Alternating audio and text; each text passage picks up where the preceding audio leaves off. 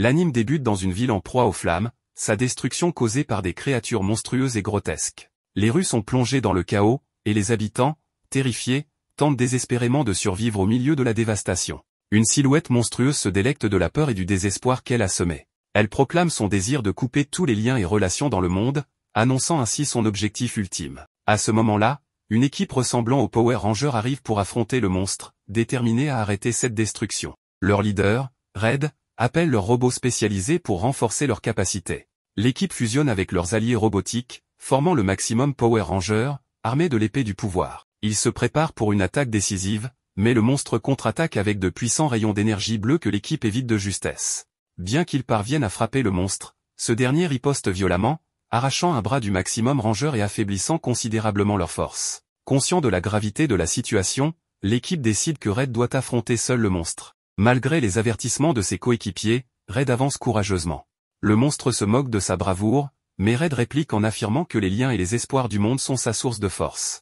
Leur affrontement final est intense, Red subissant de graves blessures. Contre toute attente, il porte un coup décisif, tuant le monstre et détruisant sa base. Épuisé et grièvement blessé, il confie l'avenir à ses camarades, semblant se sacrifier dans le processus. Dans ces derniers instants, Red exprime son désir de rester un peu plus longtemps avec ses amis. Contre toute attente, il se réveille dans un monde ancien et étrange. Désorienté, il réalise qu'il a survécu. Observant cet environnement inconnu, il murmure, incrédule, en se demandant où il se trouve et pourquoi il a été épargné. Pendant ce temps, dans une autre partie de ce monde, un être mécanique appelé Golem attaque un groupe d'aventuriers. Ces derniers luttent pour se défendre, observés par une jeune fille nommée Hydra. Déçu par leur échec, Hydra ordonne à Golem de s'arrêter et critique sévèrement les aventuriers. L'un d'eux, prétendant avoir des origines nobles, proteste, mais Hydra ignore ses revendications et ordonne à Golem de les expulser, ce qu'il fait sans hésitation. Après leur départ, Hydra contemple un portrait de son père et réfléchit à l'idée d'invoquer un aventurier. Son assistante l'interrompt, expliquant que cela est impossible, car un aventurier d'un autre monde est déjà arrivé. Ce dernier, en seulement 6 mois, a acquis une reconnaissance extraordinaire et redéfini les attentes. La scène se déplace vers une silhouette encapuchonnée approchant la zone, révélée être Red. Il remarque Golem en train d'expulser les aventuriers et engage immédiatement le combat. L'affrontement intense fait s'écraser Golem dans la résidence d'Hydra. Red avertit Hydra et son assistante de fuir, expliquant que Golem est dangereux et qu'il a une histoire d'enlèvement. Hydra, cependant, rejette son avertissement, révélant que Golem est son serviteur utilisé pour des tests. Surpris par cette révélation, Red reste concentré sur la destruction de l'entité mécanique. Pendant le combat, Hydra est stupéfaite par l'agilité et les compétences de Red. Son assistante lui murmure que cet aventurier est celui qu'ils attendaient. Retirant sa cape, Red déclare « Alors, vous avez déjà commencé à me tester ». Hydra rétorque « Non, c'est toi qui as lancé cela ». Tandis que Red se prépare à se transformer, Hydra l'observe, stupéfaite par ses paroles et actions. Après sa transformation, son choc grandit lorsqu'il n'émet aucun signe d'énergie magique. En examinant son équipement et ses vêtements, Hydra remarque l'absence de propriétés magiques et décide de l'observer calmement pour percer ce mystère. Red libère alors une attaque flamboyante qui détruit Golem en un seul coup dévastateur. Hydra reste figée, incapable de comprendre ce qu'elle vient de voir. Revenu à son état normal, Red demande s'il a réussi le test.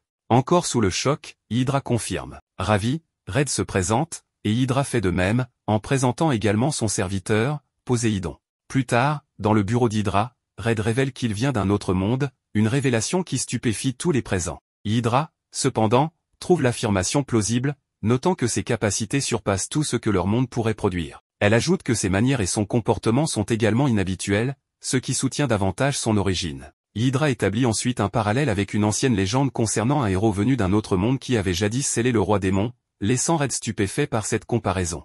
Puis, Hydra critique ouvertement le style vestimentaire de Red, affirmant que son goût est mauvais et que tout est en rouge, cela n'est pas plaisant. Pris au dépourvu, Red explique que dans son monde, ce style était très apprécié, surtout par les enfants, et que le rouge était une couleur très populaire. Hydra rejette son explication avec désinvolture, l'incitant à se concentrer sur le travail à venir. Hydra confie à Red sa première mission, collecter du métal de mana. Curieux à propos de cette matière, Red montre de l'intérêt et demande des détails supplémentaires. L'assistant d'Hydra lui explique que le métal de mana est une substance récemment découverte, créée lorsque le mana magique qui circule à travers la Terre jaillit sous forme d'explosion avant de se solidifier en cristaux. Hydra précise qu'elle a besoin que Red rassemble ces cristaux pour ses recherches.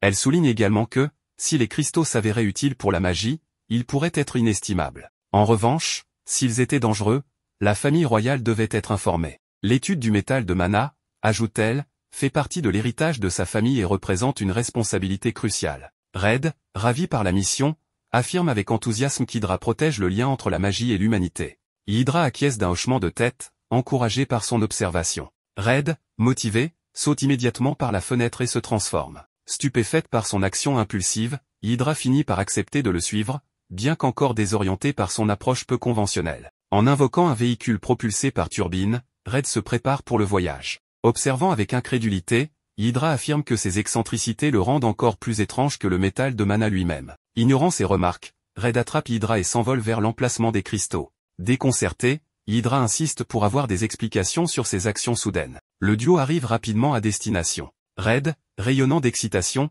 affirme qu'ils sont arrivés vite, vu qu'ils n'ont pas rencontré de monstres. Hydra, exaspéré, corrige son affirmation en précisant qu'ils ont affronté 3 monstres volants et qu'il a foncé dans chacun d'eux. Impassible face à ces critiques, Red continue avec enthousiasme, prêt à explorer le donjon. Hydra, s'arrêtant un instant, murmure pour elle-même que tout ce que Red fait épuise son énergie mentale et physique. Malgré tout, elle le suit à l'intérieur du donjon. Dans le site, Hydra affronte un seul monstre et le vainc avec ses sorts magiques, tandis que Red utilise ses capacités de Power Ranger pour éliminer un grand groupe de monstres avec diverses techniques. Cette performance laisse Hydra perplexe, constatant qu'il élimine un grand nombre de monstres alors qu'elle peine à en gérer un seul. Elle décide néanmoins de ne pas se plaindre, car ses efforts jouent en sa faveur. Red exécute une attaque finale avec son arme unique, annihilant tous les monstres dans une explosion. Hydra observe avec frustration, remarquant que son arme étrange détruit les monstres de manière à rendre les ressources qu'il laisse inutilisables. Une fois le combat terminé, Red affirme que ces monstres étaient incroyablement faibles, comparables aux fantassins d'un groupe appelé les coupeurs de liens. Cette remarque pousse Hydra à réfléchir sur la contradiction apparente de ses propos concernant les monstres et les coupeurs de liens. Red précise que ce groupe est dirigé par une entité qui cherche à priver les gens de leurs relations et de leurs connexions pour les contrôler. Il ajoute qu'il s'est levé pour leur faire face avec le soutien de ses amis, formant une équipe appelée les Kizuna Five. Hydra exprime son incompréhension face à ces explications. Red continue en expliquant que tout cela s'est passé 6 mois avant son arrivée dans ce monde. Il exprime l'espoir que ses amis soient en sécurité. En entendant cela, Hydra conclut que Red, malgré son attachement à ses amis, semble avoir trouvé une mission importante dans ce monde. Red admet qu'il a essayé de nombreuses fois de revenir, mais toutes ses tentatives ont échoué. Il affirme également que plus il reste dans ce monde et en voit les problèmes, plus il réalise combien de personnes ont besoin d'aide, tout comme dans son propre monde. Il termine en déclarant qu'il doit y avoir une raison à son arrivée ici et qu'il ne tentera pas de revenir tant qu'il ne l'aura pas découverte. Red annonça qu'il continuerait à aider les gens dans ce monde, convaincu qu'il finirait par trouver un moyen de rentrer chez lui. Hydra, un brin critique, lui reprocha de prendre les choses à la légère, mais il la coupa en lui demandant de partager son rêve. Surprise par cette inversion des rôles, Hydra admit ne pas s'y être attendu. Plein d'enthousiasme, Red suggéra qu'ils discutent de leurs ambitions et de leurs rêves tout en progressant dans leur aventure. Au fil de leur marche, Hydra dévoila son objectif, restaurer le statut originel de sa famille en tant que sceptre royal. Intrigué, Red demanda ce que cela signifiait. Hydra expliqua que le sceptre royal était un titre conféré à une famille magique par la royauté, les chargeant de superviser les études magiques pour le bien du royaume. Pendant des générations, sa famille, les Arvoln, avait honoré ce rôle avec fierté, apportant joie et prospérité au peuple. Cependant, elle évoqua un événement tragique survenu 10 ans auparavant. Son père, leader de leur famille, avait perdu une bataille pour conserver ce titre, ce qui entraîna leur exil. Le sceptre royal actuel, expliqua-t-elle, utilisait la magie pour s'enrichir en soutenant chevaliers et nobles à des fins personnelles. Hydra jura de tout faire pour récupérer ce titre et l'utiliser à nouveau pour aider le peuple. Elle conclut avec passion, « C'est mon rêve ». Touché par ces paroles, Red resta sans voix. Percevant sa réaction, Hydra ajouta, « C'est un rêve enfantin. Tu peux te moquer si tu veux, ça m'est égal. » Mais au lieu de se moquer, Red lui saisit la main et déclara avec enthousiasme, « Je suis tombé amoureux de ton rêve. Aider les gens et leur apporter du bonheur grâce à la magie est le meilleur rêve qui soit. » Libérant sa main, il poursuivit, « Continuons notre mission. » Soudain, un crâne tomba devant Hydra, la faisant sursauter, tandis qu'elle remarquait d'autres restes squelettiques d'aventuriers ayant échoué à cet endroit. Red, indifférent, s'exclama en découvrant une grande quantité de métal de mana. Choqué, Hydra expliqua qu'une telle concentration de métal ne pouvait être naturelle et semblait avoir été délibérément rassemblée. Alors que Red tentait d'en collecter, un gigantesque dragon apparut, prêt à tuer. Red intervint rapidement pour sauver Hydra, mais fut blessé dans le processus. Red demanda quel genre de créature ils affrontaient. Hydra expliqua qu'il s'agissait d'un dragon magique ancien, réputé pour habiter ces ruines. Red déduisit que ce dragon avait rassemblé le métal et éliminé les aventuriers qui s'en approchaient. Malgré ses blessures, il se prépara à combattre. Hydra tenta de l'arrêter, arguant qu'il risquait sa vie inutilement. Mais Red insista, c'est ma responsabilité. Je suis tombé amoureux de ton rêve, un rêve qui apportera tant de bonheur. Protéger ton rêve est maintenant mon devoir. Ému et embarrassé, Hydra ne put répondre. Red se transforma et affronta le dragon, mais se heurta à ses puissantes attaques. Il révéla qu'il avait une arme secrète, mais qu'elle nécessitait un lien fort d'amitié pour s'activer. Red demanda à Hydra de l'aider. Hésitante, elle finit par accepter, disant « Si cela nous permet de survivre, je ferai tout ce que je peux ». Avec son accord, Red invoqua son arme secrète, le Kizuna Mecha, un robot puissant. Ensemble, ils combattirent le dragon, mais Red réalisa que leur lien ne suffisait pas à maintenir le pouvoir du mecha. Alors que la situation devenait critique, il saisit la main d'Hydra et lui dit « Crois en notre lien d'amitié. Cela nous aidera à forger notre avenir ». Ces mots déclenchèrent l'attaque ultime du mecha, annihilant le dragon en un coup. Le lendemain, Red retourna à la guilde pour une nouvelle mission. À sa grande surprise, Hydra annonça qu'elle devenait aventurière. Devant les regards stupéfaits, elle expliqua qu'elle souhaitait étudier de près les pouvoirs de Red pour créer une invention révolutionnaire capable de l'aider à rentrer chez lui, tout en l'aidant à récupérer le sceptre royal. Ému par sa détermination, Red déclara qu'il sentait qu'il était venu dans ce monde pour rencontrer Hydra. Ces paroles la laissèrent rouge de confusion, mais elles marquèrent le début de leur nouvelle aventure commune. Alors que Red amorçait sa transformation, Hydra l'observa avec attention, analysant chaque détail. Elle constata qu'il ne présentait aucune différence physique notable avec les habitants de son monde, sauf une anomalie frappante, il était dépourvu de mana et pouvait se transformer sans utiliser de magie. Intriguée par ce mystère, elle sortit une seringue et annonça qu'elle souhaitait prélever un échantillon de sang pour mesurer ses niveaux de mana. Red réagit de manière inattendue en reculant, visiblement effrayé, passant de guerrier intrépide à patient réticent. Hydra, étonné, haussa un sourcil en soulignant le contraste avec la bravoure qu'il avait montrée au combat. Red tenta de s'expliquer nerveusement, affirmant que cette situation était totalement différente. Les membres de la guilde, témoins de la scène, peinaient à contenir leur rire, amusés de voir cet aventurier redoutable déstabilisé par une simple seringue. Avant qu'Hydra ne puisse insister, un employé de la guilde s'approcha pour lui remettre un badge de statistique, un appareil symbolisant son nouveau statut d'aventurière et conçu pour afficher ses capacités. En appuyant sur le bouton du badge, un écran lumineux projeta ses statistiques, laissant Hydra et Red stupéfaits par le niveau de détail affiché. L'employé de la guilde expliqua qu'en tant que membre de la prestigieuse famille Arvoln, Hydra possédait naturellement une intelligence exceptionnelle et une grande maîtrise de la magie. Red, enthousiaste, la félicita chaleureusement en exprimant sa conviction qu'elle deviendrait le prochain sceptre royal. Il loua ses capacités magiques, qu'il qualifia d'extraordinaires. Gêné par ses éloges, Hydra balaya ses compliments d'un geste en affirmant qu'il exagérait. Curieuse des statistiques de Red, elle décida de les consulter elle-même, persuadée qu'elles éclaireraient ses pouvoirs. Lorsque les données s'affichèrent, l'expression d'Hydra passa à la stupéfaction. Elle révélait une puissance et des traits uniques hors du commun. Red était décrit comme passionné, ambitieux et profondément lié aux autres. Ses capacités incluaient la transformation grâce au lien board, la découpe de l'acier avec facilité, et des coups de poing atteignant une intensité de 60 000 degrés Celsius, capable de pulvériser des ennemis en un seul coup. L'ampleur de ses aptitudes laissa Hydra sans voix. Red, inquiet, voulut savoir ce qui n'allait pas. Hydra répondit que les données étaient totalement incompréhensibles, bien au-delà de ses attentes. Avant qu'il ne puisse réagir, deux aventuriers entrèrent brusquement dans la guilde. Ils s'étaient déjà confrontés au golem d'Hydra, et leur colère était dirigée contre elle. Ils exigeaient son expulsion de la guilde, mais Hydra, ne les reconnaissant même pas, répondit d'un ton désinvolte qu'elle ne pouvait se souvenir de tous les aventuriers qu'elle avait rejetés, tant ils étaient nombreux. Les aventuriers, vexés, l'accusèrent d'arrogance et de prétention. Ils se tournèrent vers Red, l'avertissant de se méfier d'elle, avant de faire mine de partir. Red intervint pour défendre Hydra, reconnaissant son caractère brusque et dur, mais insistant sur le fait qu'elle était fondamentalement bienveillante et sincèrement soucieuse d'aider les autres. L'un des aventuriers, sceptique, ricana et affirma que Hydra n'était que la fille du lâche magicien Audi et qu'elle ne serait jamais une véritable aventurière. Cette insulte heurta profondément Hydra, la laissant momentanément sans voix. Red, furieux, répliqua en exigeant des explications sur cette insulte envers son père. L'aventurier confirma sans hésiter, se moquant de la défaite et de la retraite humiliante de Audi après la perte de son poste de sceptre royal. Hydra tremblait, envahie par un tourbillon d'émotions mêlant choc, colère et douleur. Elle se remémora les paroles empreintes de sagesse de son père, même en perdant leur statut de sceptre royal, leur devoir de guider et d'aider les gens demeurait inchangé. Le souvenir renforça la détermination d'Hydra tandis que les aventuriers riaient avec moquerie. Sa colère éclata soudainement, et elle s'écria avec une voix tranchante et autoritaire qu'ils devaient retirer leurs paroles sur son père. Elle affirma qu'il ne savait rien de lui, ses mots empreints de fureur glaçant les aventuriers et les faisant vaciller. Hydra continua avec plus d'intensité, reprochant aux aventuriers leur échec face à un golem faible et leur rappelant qu'ils n'étaient que des aventuriers de 3e catégorie. Ces paroles cinglantes déclenchèrent la colère des deux hommes, qui dégainèrent leurs armes.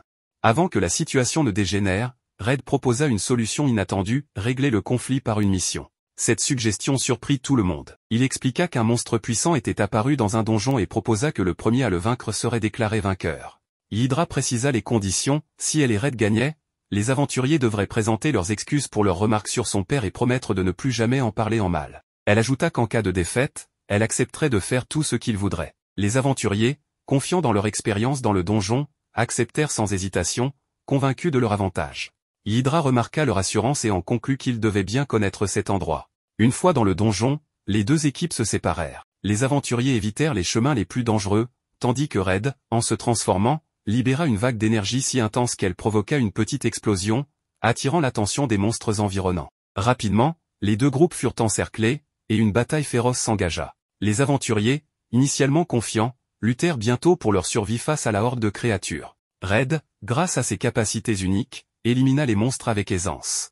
Lorsque la situation devint critique, Hydra demanda à Red d'utiliser son arme magique pour conclure rapidement le combat. Red invoqua son Kizuna, mais sa taille massive le bloqua dans les passages étroits du donjon. Frustré, il abandonna l'arme et poursuivit le combat à pied. Hydra le rassura en notant que de nombreux monstres avaient déjà été écrasés sous le poids du Kizuna lors de son invocation.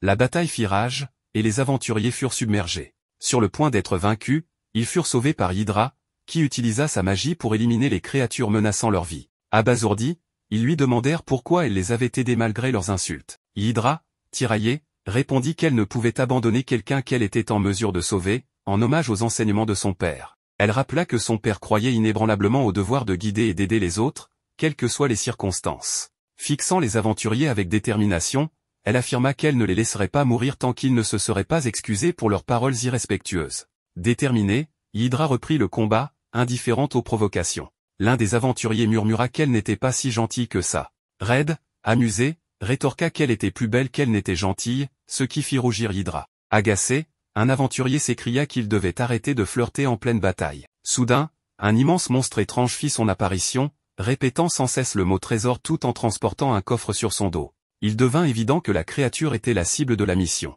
Ni les aventuriers ni Hydra n'avaient jamais vu un tel monstre auparavant, et même les monstres environnants s'enfuirent, terrifiés par son apparition. Red avertit Hydra, soulignant que la créature émettait une aura puissante, comparable à celle d'un général. Mais les aventuriers se moquèrent, accusant Red et Hydra de peur, et rappelèrent que vaincre ce monstre leur garantirait la victoire. En attaquant, ils furent rapidement surpassés, le monstre brisa leurs armes d'un seul coup et faillit les tuer avant que Red n'intervienne pour les sauver. Red fut impressionné par la robustesse du monstre, qui lui rappela une créature similaire qu'il avait affrontée dans son passé. Il se remémora une bataille où son ami Blue, presque vaincu, avait trouvé la force de continuer grâce à sa confiance en lui. Revenant au présent, Red fut interrompu par Hydra, qui l'exhorta à trouver un moyen de surmonter la résistance de la créature. Red se souvint alors de sa deuxième arme secrète, le Victory Kizuna. Sans tarder, il sort un gadget et invoque le Victory Kizuna. Red expliqua que pour que le Victory Kizuna fonctionne pleinement, il devait synchroniser son cœur avec ses alliés. Il demanda l'aide des aventuriers, et à sa surprise, ils acceptèrent. Bien que leur première tentative échoua à cause d'un manque de coordination, Red persévéra, se rappelant un conflit passé entre ses anciens coéquipiers, Yellow et Blue, qui avaient perturbé leur synchronisation dans une bataille cruciale. La situation actuelle fit écho à ce souvenir. Affaibli, Red fut mis à terre par un coup puissant du monstre. Hydra tenta de le protéger, mais la créature se tourna vers elle, prête à frapper. Les aventuriers, reconnaissant pour l'aide passée d'Hydra, intervinrent pour la sauver, avouant à contre-cœur qu'ils avaient besoin de Red pour triompher. Pendant qu'Hydra soignait Red, elle réalisa qu'elle avait sous-estimé les aventuriers et commença à les voir différemment. Malgré leur bravoure, ils furent vaincus par le monstre, qui se tourna à nouveau vers Hydra. Mais Red reprit conscience à temps et la sauva avec une attaque puissante. Avec une détermination renouvelée, Red appela les aventuriers, qui réussirent cette fois à coordonner leurs efforts. Ensemble, ils activèrent le Victory Kizuna et déclenchèrent une frappe combinée dévastatrice, mettant enfin fin au combat. À leur grande stupéfaction, la créature vaincue se transforma en un vieil homme. Intrigué, le groupe ramena l'homme à la guilde pour des réponses. Hydra remarqua une marque étrange sur son front, qui éveilla sa curiosité. La mission fut déclarée réussie, et les deux équipes se séparèrent. Hydra remercia Red pour avoir changé sa vision des autres, mais avant d'aller plus loin, elle lui demanda un échantillon de sang pour ses recherches. Red refusa et s'enfuit, laissant Hydra frustrée. Pendant ce temps, le vieil homme s'échappa de la guilde et erra dans la ville, où il commença à se retransformer en monstre. Deux nouveaux aventuriers, apparemment à sa recherche, apparurent. Après sa transformation complète, l'un des aventuriers tua le monstre avec aisance et en retira un fragment de son crâne. Ils déclarèrent alors qu'il faudrait de nombreuses personnes puissantes pour sauver le monde, annonçant une menace bien plus grande à venir. Le lendemain, Hydra retourna à son manoir, visiblement épuisé. Poséidon l'accueillit chaleureusement, mais Red annonça avec désinvolture qu'il emménagerait.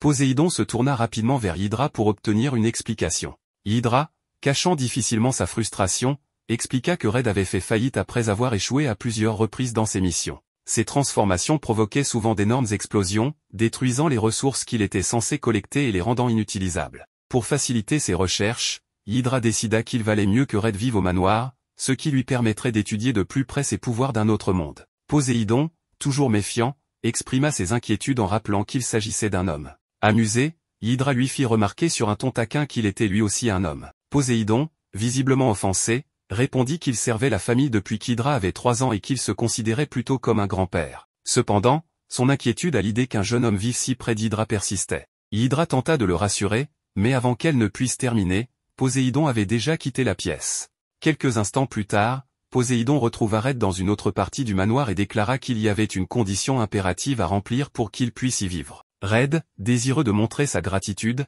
accepta immédiatement. À sa grande horreur, Poséidon sortit une paire de ciseaux et exigea qu'il le laisse couper ses affaires. Paniqué, Red hurla tandis que Poséidon le poursuivait dans la pièce, ciseaux en main, déterminé à imposer son étrange décret. Leur affrontement chaotique fut interrompu par le son de la sonnette. Une jeune femme, accompagnée d'un homme au regard sévère, entra dans le manoir. La femme, observant la scène avec amusement, déclara qu'ils avaient l'air bien agités. Elle se présenta sous le nom de Teltina, princesse, et Logimiste, héros. Logi, d'un ton agressif, annonça que quiconque approcherait la princesse perdrait la tête. Teltina, imperturbable, le réprimanda en lui rappelant qu'ils étaient invités et qu'ils devaient se montrer plus aimables pour être admirés comme un véritable héros. Logi, indifférent, rétorqua qu'il ne se souciait de personne d'autre et que seule la princesse comptait pour lui. Après les présentations, la princesse Teltina expliqua qu'elle avait besoin de l'expertise d'Hydra pour analyser un objet mystérieux. Red reconnut immédiatement l'objet et fit remarquer qu'il ressemblait au fragment qu'ils avaient vu incrusté dans la tête du vieil homme.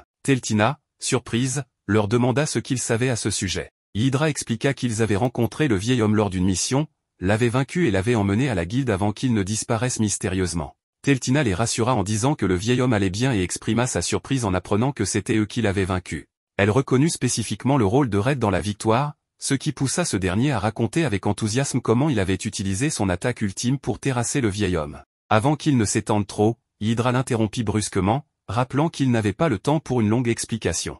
Impressionnée par l'héritage familial d'Hydra, la princesse Teltina déclara qu'elle était convaincue qu'il serait capable de percer les mystères des graines de mana.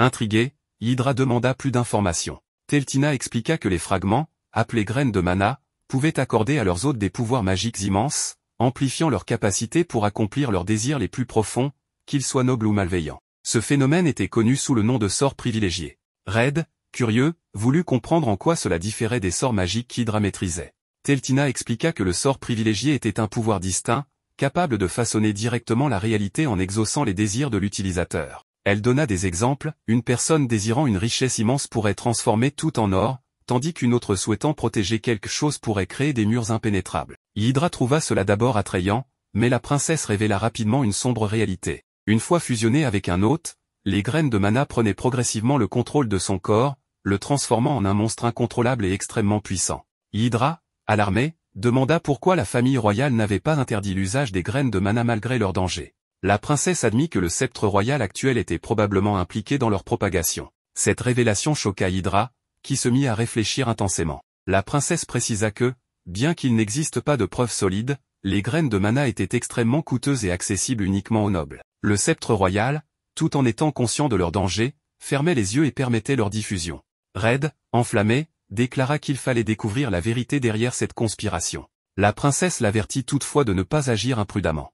Elle expliqua que le sceptre royal détenait une immense influence, soutenue par de puissants nobles et certains membres de la famille royale. Une action irréfléchie pourrait avoir des conséquences catastrophiques. Certains royaux étaient même soupçonnés d'utiliser les graines de mana pour leurs propres intérêts, augmentant leur pouvoir pour opprimer le peuple. Déterminée, la princesse annonça son intention de mettre fin à cette situation, quitte à s'opposer à sa propre famille. Elle précisa qu'elle avait sollicité l'aide de membres de l'ancienne famille du sceptre royal. Hydra, résolue, déclara qu'en tant que membre de la famille Arphalen, elle ne pouvait pas rester passive face à la corruption de la magie. Sa réponse ravit la princesse, tandis qu'Hydra y voyait une opportunité d'atteindre deux objectifs, éliminer le sceptre royal corrompu et renforcer son influence parmi les nobles. Red, enthousiaste, déclara qu'il participerait également. Hydra, souriante, lui répondit qu'elle s'y attendait. La princesse, ravie, exprima sa gratitude, affirmant que plus ils auraient d'alliés, plus leur cause serait forte. Cependant, Logi n'apprécie pas cette idée et refuse qu'un simple aventurier accompagne la princesse dans ses voyages.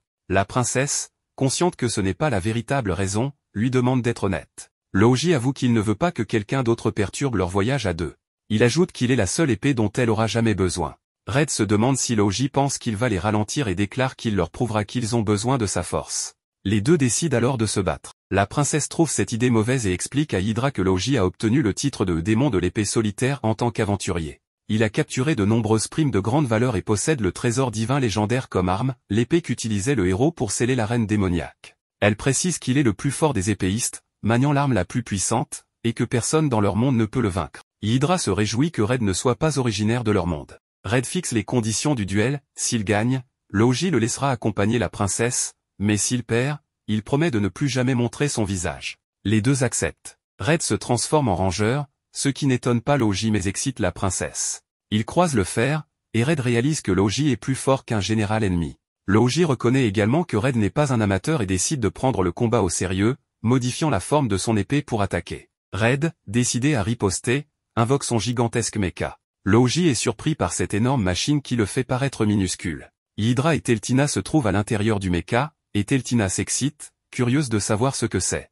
Hydra, confus, rappelle à Red que seuls ceux avec qui il a formé des liens peuvent entrer dans le mecha. Red explique qu'il a simplement fait connaissance avec la princesse, écouté son objectif, et accepté de l'aider. Cela suffit pour former un lien selon lui, ce qui surprend Hydra, qui trouve ses critères bien bas. La princesse fait signe à Logi depuis le mecha, et Logi pense que Red l'a prise en otage. Enflammant son épée, il attaque le mecha, qui peine à riposter efficacement face à sa petite taille. Cela fait comprendre à Hydra que le mecha est inutile contre un adversaire aussi petit. Logi, déterminé à sauver la princesse, redouble d'efforts. Red invoque alors une épée géantée, sachant qu'il ne peut pas frapper Logi directement, utilise une onde de choc pour l'envoyer valser. Plus tard, il retrouve Logi blessé dans la forêt. Bien qu'à peine capable de parler, il refuse toujours que Red rejoigne leur groupe. Teltina lui rappelle sa promesse, s'il perdait, il devait accepter Red. Elle souligne qu'un individu aussi puissant en liberté pourrait devenir une menace plus grande que celle des graines de mana, mais qu'il n'aurait pas ce problème s'il travaillait avec eux.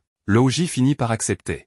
Après cela, Hydra et les autres reprennent leur voyage. Sur le chemin, la princesse annonce qu'ils se dirigent vers Akalina, où le seigneur est soupçonné de posséder une graine de mana. À leur arrivée, elle note que la ville, habituellement animée et diversifiée, est étrangement déserte. Intrigués, ils se demandent ce qui se passe. Hydra pense qu'ils ne pourront pas interroger qui que ce soit sur le seigneur dans ces conditions.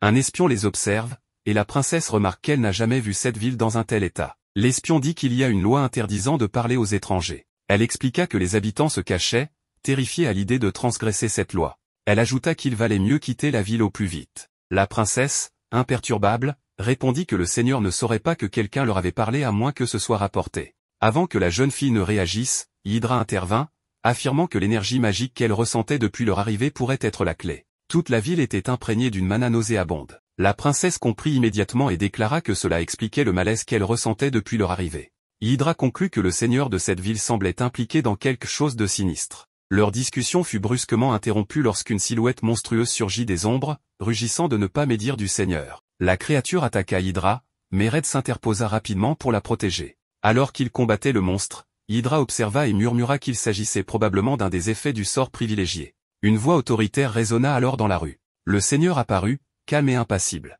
En observant le groupe, il reconnut qu'il connaissait le sort privilégié et se présenta avec un sourire glacial. Il demanda qui ils étaient. La princesse répondit avec assurance qu'elle était la princesse Teltina, troisième princesse de l'Empire d'Avalo, et qu'elle ne tolérerait pas l'oppression de son peuple par la magie. Elle ordonna qu'il cesse immédiatement d'utiliser les graines de mana et qu'il s'en débarrasse. Le seigneur sourit devant son audace, affirmant qu'il n'opprimait pas mais apportait paix et ordre à une ville autrefois chaotique. Ce qu'elle appelait oppression, il le considérait comme de la gouvernance. Red, frustré, l'interrompit pour l'accuser de menacer et contrôler son peuple avec la magie, qualifiant cela de tyrannie. Ignorant Red, le seigneur expliqua que la plupart des habitants étaient autrefois perdus, sans espoir ni raison de vivre. Selon lui, il avait planté les graines de la discipline, les guidant vers un avenir meilleur. Red répliqua en affirmant que ces graines avaient figé le peuple dans la peur et leur avaient volé leur liberté. Il ajouta que guider son peuple signifiait respecter leur volonté et leur permettre de vivre sans crainte. La princesse, appuyant Red, déclara que maintenir paix et ordre nécessitait de prendre en compte les besoins et désirs du peuple. Le seigneur, impassible, répondit qu'il leur avait déjà donné le paradis. Il vivait selon ses règles et suivait son mode de vie. Pour lui, il ne pouvait rien demander de plus.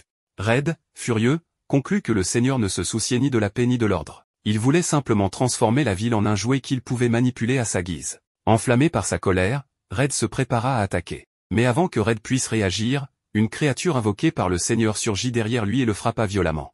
Il tenta d'esquiver et de contre-attaquer, mais le monstre était implacable, attaquant sous tous les angles et infligeant coup sur coup.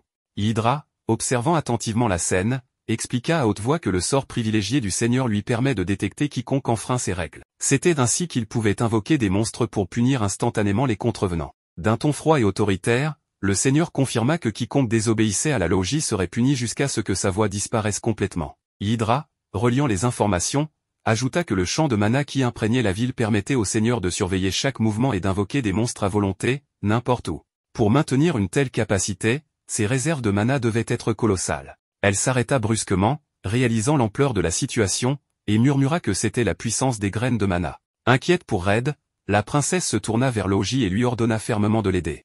Il préférait le laisser servir d'appât pendant qu'il cherchait la faiblesse du sort du seigneur. La princesse, outrée, lui lança un regard sévère et insista pour qu'il parle honnêtement. Après un haussement d'épaule, Logi avoua qu'en vérité, il appréciait de voir Red se faire battre et lui demanda de lui laisser savourer cela un peu plus longtemps. Exaspérée par son comportement, la princesse lui ordonna d'aider Red sur le champ. Pendant ce temps, Red continuait de lutter désespérément contre le monstre implacable. Il tenta d'invoquer Kizuna, mais la créature du seigneur l'en empêchait à chaque fois, interrompant ses tentatives par des attaques incessantes. Finalement, l'assaut culmina en une frappe dévastatrice, brisant complètement la transformation de Red et le laissant vulnérable, à la merci du seigneur et de son monstre. Soudain, une bombe fumigène explosa, enveloppant la zone d'un épais brouillard. Profitant de la couverture de la fumée, le groupe parvint à s'échapper. Plus tard, ils se retrouvèrent dans un lieu caché. Red regarda autour de lui, confus, et réalisa que la femme qui avait dissimulé son visage était celle qui les avait sauvés. Reconnaissant, Red la remercia.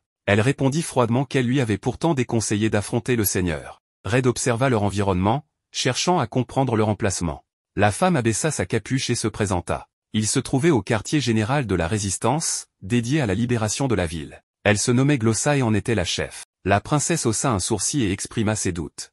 Elle redoutait que la résistance ne provoque une répression encore plus sévère de la part du seigneur. Glossa expliqua calmement que le pouvoir du seigneur ne s'étendait qu'à la ville et que cette base, cachée au plus profond de la forêt, échappait à son influence. Puis elle les interrogea sur leur attaque contre le seigneur. Ils lui expliquèrent que leur mission consiste à récupérer les graines de mana. À ces mots, Glossa sourit et déclara qu'ils pouvaient compter sur son soutien. La résistance se battrait à leur côté, et leur quartier général leur resterait ouvert. Red fut surpris par cette générosité, mais Glossa précisa que leur combat contre le seigneur avait commencé depuis longtemps et qu'ils n'étaient pas seuls dans cette lutte. Logi, sceptique, fit remarquer qu'ils auraient pu simplement abandonner la ville pour vivre en paix ailleurs. Glossa reconnut que beaucoup avaient choisi cette voie. Cependant, elle insista sur l'attachement de la résistance à cette ville, considérée comme leur foyer. Ils refusaient de l'abandonner et tenaient à la libérer. Ces paroles touchèrent Red, qui pensa à son propre foyer. Il exprima sa compassion, comprenant leur douleur. Il déclara avec détermination qu'il reprendrait la ville, quoi qu'il en coûte.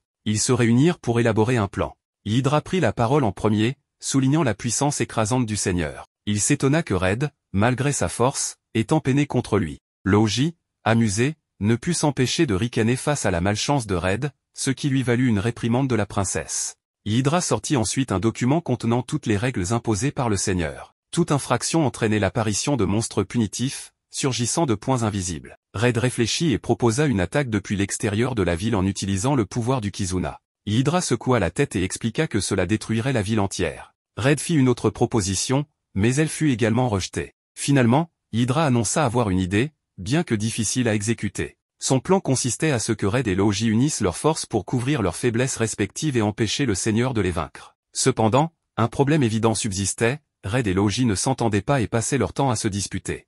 Logi refusa immédiatement de coopérer. Voyant son obstination, La princesse le prit à part et lui fit une offre irrésistible. Ces paroles suffirent à éveiller l'enthousiasme de Laoji, qui, pour la première fois, se montra motivé à travailler avec Red. Plus tard, Red eut une conversation en aparté avec la princesse. Il voulait confirmer sa présence au château le lendemain. Elle hocha la tête avec assurance, affirmant qu'elle avait des affaires à régler là-bas. Red hésita un instant avant d'exprimer son inquiétude face au danger. La princesse lui rappela qu'il se battait toujours au péril de sa vie pour protéger les autres. Elle sourit doucement et ajouta qu'ils se ressemblaient. Red répondit qu'il évitait toujours les situations pouvant causer sa mort. La princesse le rassura en affirmant qu'elle n'avait pas l'intention de mourir non plus. Puis, avec un sourire malicieux, elle ajouta qu'elle comptait sur lui pour la protéger, lui, le héros de ce monde. Sans qu'il ne le sache, Laoji se cachait derrière un arbre, écoutant leur conversation. Son visage se tordit de frustration. Il détestait voir quelqu'un parler à la princesse avec tant de familiarité et semblait préparer une riposte. Plus tard, alors que Red partit prendre un bain, il laissa ses vêtements et ses affaires à l'extérieur. Saisissant l'occasion, Laoji s'approcha discrètement et vola le panneau de transformation de Red sans qu'il ne s'en rende compte. Tandis qu'il l'observait, il murmura pour lui-même qu'il ne laisserait personne d'autre parler à la princesse ou la protéger. Il se persuada qu'il devait être le héros. Le lendemain, la princesse et Hydra attendirent à l'extérieur tandis que Red et Laoji pénétrèrent dans la chambre du seigneur, prêts au combat. Red s'avança avec assurance et déclara qu'ils étaient venus le vaincre. Il tendit la main pour saisir son panneau de transformation mais il n'était plus là. Voyant la panique de Red, Laoji feignit l'inquiétude et lui demanda si quelque chose n'allait pas. Le visage de Red pâlit, et il balbutia qu'il avait perdu son panneau de transformation. Avant qu'il ne puisse réagir davantage, un monstre apparut soudainement derrière lui et gronda un avertissement, les sommant de ne pas troubler la paix du seigneur. D'un coup puissant, il envoya Red valser par la fenêtre, le faisant chuter dans la rivière en contrebas. Voyant Red tomber, Hydra se précipita pour le secourir, tandis que Laoji resta seul face au seigneur et ses monstres. Intérieurement, Laoji jubilait, convaincu que ce monde n'avait pas besoin de la force de Red ni de ses précieux liens. Pendant ce temps, Red, enfoncé dans l'eau, vit défiler des souvenirs de sa vie passée. Il aperçut une fille à ses côtés, dont les paroles résonnèrent dans son esprit. Elle expliquait que les liens étaient comme une lame à double tranchant. Mal employés, ils pouvaient causer des souffrances, mais bien utilisés, ils avaient le pouvoir de sauver. À moitié conscient, Red sentit ces paroles résonner en lui. Il reprit connaissance et remercia immédiatement Hydra de l'avoir sauvé. En se redressant, il exprima immédiatement son inquiétude pour Laoji et la princesse. Irrité, Hydra s'exclama, frustré qu'il ne pense pas à sa propre récupération en premier. La scène bascula vers la princesse qui avertissait urgemment Laoji que le plan avait échoué et qu'il devait battre en retraite. Mais Laoji, empli d'orgueil, répliqua avec confiance qu'il était son héros et qu'il allait vaincre le seigneur. Déterminé, Laoji leva son épée sacrée et lança une série d'attaques dévastatrices. Ses coups étaient féroces et précis, blessant plusieurs des monstres invoqués. Avec un mouvement final dévastateur, Laoji anéantit toutes les créatures, ne laissant que le seigneur debout devant lui, impassible. Le seigneur invoqua encore plus de monstres et ricana, affirmant que l'épée sacrée était entre les mains du chevalier choisi, attendu depuis 1000 ans. En entendant cela, Laoji fut ramené à un souvenir, se rappelant la première fois qu'il avait rencontré la princesse. Il avait été un paria, vivant dans les ruelles, rejeté par la société. La princesse s'était approchée de lui, le regardant droit dans les yeux et lui annonçant qu'il était destiné à manier l'épée sacrée. Laoji avait ricané à ces paroles, prétendant ne jamais pouvoir manier une telle épée sans mana. Mais la princesse avait souri et expliqué que l'absence de mana en lui faisait de lui le porteur parfait. L'épée, forgée en fusionnant cet élément spirituel, absorbait le mana de quiconque tentait de la tenir. Même les chevaliers les plus puissants la craignaient, car elle drainait leur mana. La réalisation frappa Laoji, son absence de mana le qualifiait pour manier cette épée. La princesse avait acquiescé, exprimant le besoin de sa présence pour sauver le monde. Laoji avait résisté, exprimant son amertume envers un monde qu'il avait rejeté et maltraité. La princesse, percevant sa douleur, l'avait doucement enlacé, reconnaissant la colère qu'il portait en lui. Elle lui avait dit qu'au fond, son désir était d'être accepté pour ce qu'il était. Laoji, enflammé par la colère, avait nié, mais la princesse était restée calme et sincère. Elle lui avait demandé d'être véridique et lui avait promis de rester à ses côtés pour toujours. De retour dans le présent, Laoji serra les poings, ses yeux brillants de détermination. La princesse lui avait offert un nouveau chemin. Animé par cette pensée, il décida de libérer le monde des graines de mana. Avec un cri de guerre, il lança une attaque dévastatrice, incinérant les monstres invoqués. Le seigneur, impassible, applaudit avec moquerie, signalant une erreur critique de Laoji. En se retournant, Laoji vit des monstres se rapprocher de la princesse, prêts à frapper. Sans hésitation, il se jeta devant elle, utilisant son corps comme bouclier. Les monstres attaquèrent sans pitié, le frappant avec une force implacable. Le seigneur ricana, soulignant que Laoji n'avait jamais appris à se battre tout en protégeant quelqu'un d'autre. Subissant les assauts, Louji murmura à la princesse de s'enfuir à la première ouverture possible. La princesse, calme et sûre d'elle, lui rappela qu'ils avaient des alliés. Red fit irruption, attaquant les monstres avec force. Hydra suivit, installant une barrière protectrice et tentant de soigner Louji. Celui-ci refusa l'aide, insistant pour que la princesse soit mise en sécurité. Ses blessures étaient graves, et son corps flancha. Red le retint pour l'empêcher de tomber, mais Louji le repoussa. Dans cette lutte, la planche de transformation de Red glissa de sa poche, attirant l'attention de tous. La princesse remarqua que Louji la possédait. Pris au dépourvu, il hésita avant d'avouer sa peur. Il craignait que Red, avec son pouvoir des liens et son absence de mana, lui vole sa place de héros. La princesse prit sa main, lui assurant qu'il restait irremplaçable à ses yeux. Alors qu'il partageait ce moment, la barrière d'Hydra se fissura sous les assauts. Red proposa une alliance, convaincu qu'il était temps d'aller de l'avant. Après un soupir, Louji accepta. Leur synchronisation en combat se révéla imparable. Après un échange féroce, ils portèrent un coup écrasant au seigneur. Cependant, leur victoire fut éphémère. Les graines de mana dans le corps du seigneur libérèrent une énergie incontrôlable, le transformant en un géant monstrueux, son corps massif obscurcissant le ciel. Glossa ordonna rapidement l'évacuation des civils. La princesse trembla sous l'effet de la panique. Red, debout avec assurance, affirma que le monstre n'était qu'une menace ordinaire et qu'il allait l'abattre sans difficulté. Hydra le regarda avec incrédulité, stupéfaite par son insouciance face au danger. Red invoqua Kizuna pour combattre la bête. Lui et son équipe montèrent à bord du mecha. Louji, bien qu'hésitant, n'eut d'autre choix que de suivre. Red emporta le monstre loin de la ville afin d'éviter de mettre les civils en danger. Il ne se contenta pas d'éloigner le combat, il emmena la bête dans l'espace. La princesse, Louji et Hydra restèrent abasourdis. Dans l'immensité du vide spatial, Red se prépara au combat final. La créature réagit à la menace imminente en chargeant une attaque. Red invoqua une épée gigantesque. Il décida de confier l'arme à Louji. Celui-ci croisa les bras et exprima son refus de suivre les ordres de Red. Après un instant de silence, il accepta néanmoins d'exécuter la technique nécessaire pour la bataille. Avec une coordination parfaite, l'équipe trancha la créature en deux. Une explosion massive illumina le ciel, visible depuis la surface de la planète. Les civils acclamèrent la victoire de l'équipe de Red. De retour en ville, ils extrayèrent la graine de mana du corps du seigneur. Ils se préparèrent à la détruire, mais la princesse les arrêta. Elle expliqua que la destruction d'une graine de mana nécessitait soit l'élimination de son hôte, soit une extraction précise. Red demanda comment procéder à l'extraction. Sans hésiter, la princesse extirpa une graine de mana d'elle-même. Red et Hydra restèrent sans voix. La graine de mana se transforma en un renard blanc. L'animal bondit sur le seigneur déchu et l'engloutit avant de le recracher, la graine ayant disparu. La princesse expliqua que c'était ainsi que les graines de mana étaient extraites.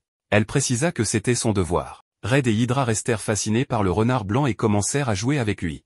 Louji, agacé, ne partagea pas leur enthousiasme. La princesse lui fit remarquer qu'il pouvait lui aussi caresser l'animal. Red observa la créature et fit remarquer qu'elle pouvait faire partie du pouvoir spécial de la princesse. Il s'interrogea sur sa dangerosité. La princesse répondit que le renard n'était pas une menace. Elle expliqua qu'il était né de sa volonté de sauver les hôtes des graines de mana sans les tuer. Elle ajouta que, malgré son apparence, un chien errant restait plus dangereux que lui.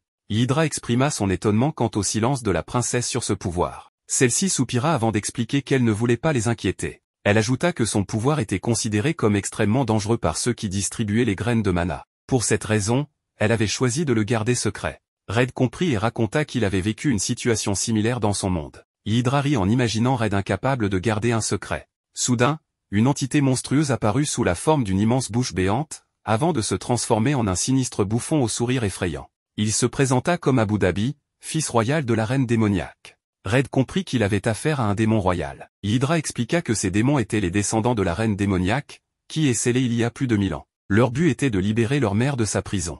Red déduisit que ces démons représentaient l'organisation maléfique de ce monde. Hydra confirma et ajouta qu'aucun d'eux n'avait refait surface depuis des siècles. Abu Dhabi expliqua qu'il était l'origine des graines de mana. Il précisa que les démons royaux les distribuaient depuis des siècles, suivant la volonté de leur mère. La princesse, furieuse, réalisa que ces graines avaient causé d'innombrables tragédies, dont la mort de sa propre mère. Abu Dhabi poursuivit en expliquant que, lorsque les graines de mana auraient pleinement fleuri, leur énergie négative engloutirait le monde. La reine démoniaque reviendrait alors, mettant fin à l'humanité. Il ajouta que certains sacrifices étaient nécessaires. Puis soudain, il attaqua la princesse. Red et Louji réagirent immédiatement, bloquant son assaut. Red affirma que la puissance des liens serait leur force. Abu Dhabi rit et décida de leur montrer son propre pouvoir. D'innombrables bouches géantes apparurent, libérant une horde de créatures monstrueuses. Red, Hydra et la princesse restèrent figés d'horreur. Ces monstres n'étaient pas de simples bêtes. Ils étaient les membres de la résistance, y compris Glossa. Red comprit avec effroi qu'Abu Dhabi leur avait administré une mauvaise dose de graines de mana, les transformant en bêtes sauvages. La rage l'envahit. Il invoqua son épée et attaqua férocement. Mais Abu Dhabi se montra incroyablement puissant et repoussa chaque coup sans effort. Pendant ce temps, la princesse enleva les graines de mana des habitants. Toutefois, le processus avait un coût élevé. La princesse s'effondra au sol, son corps incapable de supporter l'afflux massif de mana qu'elle avait absorbé. Hydra remarqua immédiatement son état et courut à ses côtés. Hydra proposa d'utiliser l'épée sacrée pour absorber le mana, avec urgence. La princesse secoua la tête et répondit que le combat était équilibré pour l'instant. Si Red ou Logi se retirait, il perdrait immédiatement. Hydra serra les poings et exprima son inquiétude pour elle. La princesse, déterminée, répondit qu'elle se moquait de ce qui lui arrivait tant qu'il pouvait vaincre ce démon. Sur le champ de bataille, Abu Dhabi éclata de rire, amusé par la souffrance autour de lui. Cette réaction mit Red en colère. Abu Dhabi esquissa un sourire moqueur et expliqua que ces gens voulaient du mana pour protéger leur ville, mais leur véritable désir avait été révélé, et ils détruisaient eux-mêmes leur cité. C'était pathétique et hilarant. Red serra les dents et répliqua qu'ils avaient été trompés. Le démon haussant les épaules, expliqua qu'il n'avait fait que leur montrer la vérité. Si leur désir n'était pas exposé maintenant, il l'aurait été tôt ou tard. Il ajouta que les démons et les humains étaient différents, et que son seul but était de ressusciter la reine démoniaque, sa mère, qu'il cherchait à revoir sourire depuis 1000 ans. Red hésita un instant, les paroles du démon résonnant en lui. Même les ennemis avaient des liens et des souvenirs. Des images de son passé lui revinrent, des expériences douloureuses et des batailles menées aux côtés de son ancienne équipe. Il connaissait la puissance des liens, mais sa résolution se raffermit. Il déclara qu'il devait briser ces liens s'ils étaient mauvais et nuisaient aux innocents. Il invoqua le moteur à turbine et activa sa puissance maximale. Il fonça sur Abu Dhabi et trancha les mains spectrales du démon qui tentait de l'immobiliser. Mais juste avant de porter son coup final, Abu Dhabi déclencha une immense explosion qui engloutirait des logis. Les deux guerriers furent projetés au sol. Abu Dhabi se dressa au-dessus d'eux, triomphant, et annonça qu'il était maintenant temps de s'occuper de la princesse. Avant qu'il ne puisse agir, Red se releva. Abu Dhabi plissa les yeux et affirma qu'il ne ferait aucun cadeau cette fois-ci. Il lança une attaque mortelle qui allait sûrement mettre fin à Red. Au dernier instant, Logi se jeta devant l'attaque et encaissa le coup à la place de Red. Ce dernier sentit son cœur se serrer en voyant Logi s'effondrer, grièvement blessé. Il se précipita à ses côtés. Il demanda à Logi pourquoi il avait fait cela. Logi, allongé au sol, esquissa un faible sourire et répondit qu'il n'y avait aucune raison particulière. Alors qu'il parlait, des souvenirs de toutes les batailles qu'il avait menées avec Red, de leur rivalité réticente et des moments où ils s'étaient tenus côte à côte malgré leurs différences lui revinrent. Sa vision s'assombrit et il perdit connaissance. Abu Dhabi observa la scène avec amusement. Il se réjouit que l'épée de Red ait absorbé une partie de l'attaque, lui permettant de survivre. Mais il précisa que cela ne changeait rien, ils allaient tous mourir ici. La rage de Red atteignit son paroxysme. Il déclara qu'il ne laisserait plus jamais personne mourir devant lui. Une énergie étrange et inconnue jaillit de son corps, libérant une force écrasante qui stupéfia même le démon. Avant qu'Abu Dhabi ne puisse réagir, Red le frappa de plein fouet, l'envoyant voler en arrière. Le démon grogna de frustration et se lamenta sur la soudaine augmentation de force des étrangers. Une nouvelle présence se manifesta alors. Une silhouette mystérieuse, qui avait observé la bataille depuis l'ombre, s'avança et lança un puissant sort sur la ville. En quelques instants, les derniers monstres furent éradiqués. Les yeux d'Hydra s'écarquillèrent sous le choc avant que son expression ne se transforme en colère. Elle demanda à la silhouette ce qu'elle faisait ici. La personne s'avança et esquissa un sourire froid, saluant Hydra avec des paroles dédaigneuses. Elle révéla son identité en tant que sceptre royal, et les autres réalisèrent qu'elle était quelqu'un qu'Hydra connaissait personnellement. Abu Dhabi, mécontent, claqua les doigts et exprima son agacement. Il se dit qu'il allait partir, regrettant d'avoir à quitter cette scène intéressante. Red et Chemiazal tentèrent de l'empêcher de fuir, mais le démon disparut avant qu'il ne puisse l'atteindre. Après le combat, Logi reprit lentement connaissance. Sa vision trouble lui permit de voir la princesse appuyée sur son épée, luttant pour rester debout. Rongé par la culpabilité, il murmura des excuses à la princesse. La princesse secoua faiblement la tête et répondit qu'elle lui avait ordonné de partir. Non loin de là, Glossa ouvrit également les yeux. Elle se tourna vers Hydra et la remercia de les avoir sauvés. Hydra, frustré, répondit que ce n'était pas la peine de les remercier, car ils n'étaient pas assez forts. La ville était en ruine, et ils n'avaient pas réussi à vaincre le démon. Glossa, cependant, s'y opposa fermement et souligna que tout ce qui s'était passé était de leur faute. Ils avaient cherché le pouvoir trop facilement, et c'était le prix à payer. Mais ils allaient prendre leurs responsabilités et reconstruire la ville. La prochaine fois, elle serait aussi animée qu'avant. Red resta silencieux, pensif. Hydra le remarqua et lui demanda ce à quoi il pensait. Red finit par parler, hésitant. Il expliqua qu'Abu Dhabi avait parlé des étrangers comme s'il n'était pas le seul. Cela signifiait qu'il avait déjà affronté d'autres personnes venues d'autres mondes avant lui. Il chercha une réponse auprès d'Hydra. Hydra hésita un instant et répondit qu'il y avait une rumeur selon laquelle le héros qui avait scellé la reine démoniaque il y a 1000 ans venait aussi d'un autre monde. Les yeux de Red s'agrandirent sous le choc. Il demanda ce qu'il était devenu, si ce héros était retourné dans son monde. Hydra secoua la tête et expliqua qu'il n'y avait aucune trace de son sort. L'histoire disait seulement qu'il avait scellé la reine démoniaque, rien de plus. Avant qu'il ne puisse continuer, Shemiazal les interrompit. Elle annonça que la princesse était blessée et qu'il devait l'emmener à la capitale pour la soigner immédiatement. Il devait aussi les accompagner pour faire leur rapport. Red s'alarma et demanda si la princesse était en danger. Shemiazal croisa les bras et expliqua que l'énergie négative absorbée par la princesse avait rendu sa graine de mana instable, ce qui la rendait agressive. Hydra exprima ses préoccupations concernant le temps nécessaire pour atteindre la capitale par voie terrestre. Shemiazal sourit et proposa une solution. Elle leva la main et lança un sort de téléportation, transportant instantanément le groupe dans la capitale royale. L'air était glacial et la neige recouvrait la ville. Shemiazal les regarda et leur souhaita la bienvenue au palais royal. Hydra, cependant, resta silencieuse. Shemiazal haussant un sourcil, lui demanda si cet endroit ne lui était pas inconnu. Après que Shemiazal, le sceptre royal, ait soigné la princesse, elle reprit connaissance. Loji se précipita immédiatement vers elle et la serra dans ses bras, soulagée. Les autres l'écartèrent rapidement, inquiets de son état fragile. Red observa Shemiazal avec préoccupation. Il attendait une confirmation sur l'état de la princesse. Shemiazal hocha la tête et annonça qu'elle allait lui donner une potion magique pour ralentir la propagation de la graine de mana. Elle précisa qu'elle devrait se rétablir bientôt. Plus tard, lors d'une conversation privée, Hydra croisa les bras et fit remarquer à Shemiazal qu'elle semblait bien informée sur cette potion. Shemiazal esquissa un sourire en coin et expliqua qu'elle avait étudié les graines de mana et avait reçu le soutien de la famille royale dans ses recherches. Hydra comprit immédiatement que la famille royale possédait aussi des graines de mana. Shemiazal précisa que la famille royale ne les utilisait pas et que cela relevait d'une compétition entre familles nobles. Elle ajouta qu'une famille noble en particulier les utilisait comme défense militaire. Shemiazal pense que si tout le monde réalisait que ces graines provenaient du roi démon, elle ose croire que les nobles s'en débarrasseraient. Shemiazal changea de sujet et informa que, puisque la princesse se rétablissait, le rapport officiel serait reporté. Elle invita Red et Hydra à rester à l'Académie royale pour la nuit. Elle leur demanda de la suivre. Alors qu'ils traversaient l'Académie royale, Red observa les alentours avec curiosité. Shemiazal lui expliqua que toutes les personnes présentes étaient des chercheurs officiels en magie et représentaient l'élite des mages. Elle ajouta que contrairement à ces érudits, les sorciers errants pratiquaient la magie de manière indépendante. Hydra précisa que ces sorciers errants étaient leurs adversaires habituels et que le royaume n'interdisait pas l'apprentissage de la magie. Cependant, elle rappela qu'une licence officielle était nécessaire pour développer la magie ou créer des outils magiques. Red demanda si Hydra possédait une licence. Elle répondit avec assurance qu'elle avait obtenu sa certification. Elle ajouta que même avec une licence, les recherches devaient être approuvées par la tour royale, qui fonctionnait sous la supervision du sceptre royal. Shemiazal confirma cette idée et affirma que son objectif était la domination et le contrôle absolu du développement de la magie et de sa technologie. Hydra croisa les bras et exprima son désaccord en affirmant que la magie devait être utilisée pour aider les gens ordinaires et apporter du bonheur à la société. Shemiazal éclata de rire froidement et moqueusement.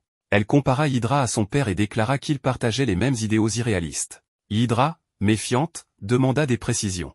Shemiazal expliqua que le père d'Hydra, lorsqu'il était le sceptre royal, avait trop voulu aider les gens, entraînant un manque de régulation. Elle accusa son père d'avoir permis à des sorciers incompétents de créer des outils magiques de mauvaise qualité. Shemiazal poursuivit en énumérant les désastres causés par ces outils. Elle cita l'attaque du palais royal par des paysans armés de lanternes magiques explosives, l'utilisation d'artefacts enchantés pour apprivoiser des bêtes de mana dangereuses et l'emprisonnement de demi-humains avec des outils magiques. Elle mentionna également que des enfants avaient modifié des prothèses enchantées pour voler et tuer. Elle affirma que toutes ces catastrophes étaient le résultat des bonnes intentions du père d'Hydra et que, lorsque la magie tombait entre de mauvaises mains, le désastre devenait inévitable. Hydra, furieuse, peinait à répondre. Shemiazal continua avec assurance et déclara que des restrictions strictes étaient nécessaires pour protéger les gens d'eux-mêmes. Elle accusa Hydra et son père d'être des idéalistes déconnectés de la réalité. Elle se tourna ensuite vers Red et lui demanda son avis. Red resta sérieux et admit que le rêve d'Hydra était difficile à réaliser. Hydra sentit son cœur se serrer. Elle ne s'attendait pas à ce que Red la soutienne aussi peu.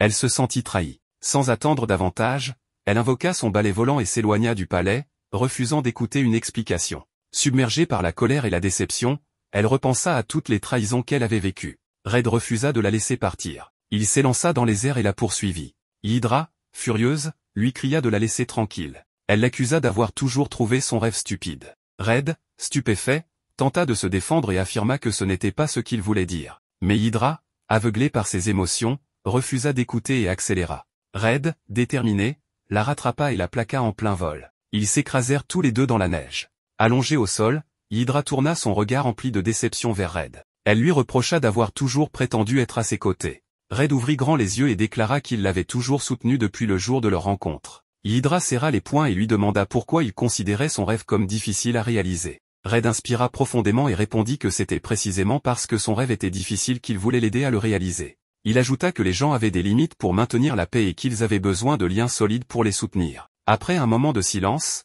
ils remontèrent ensemble sur le balai volant et se dirigèrent vers le palais royal. Alors qu'ils survolaient la ville, Red déclara que pour maintenir la paix, ils auraient besoin de plus d'alliés et de liens plus forts. Il suggéra même que le sceptre royal pourrait les aider. Hydra grimaça et exprima clairement son agacement face à cette idée.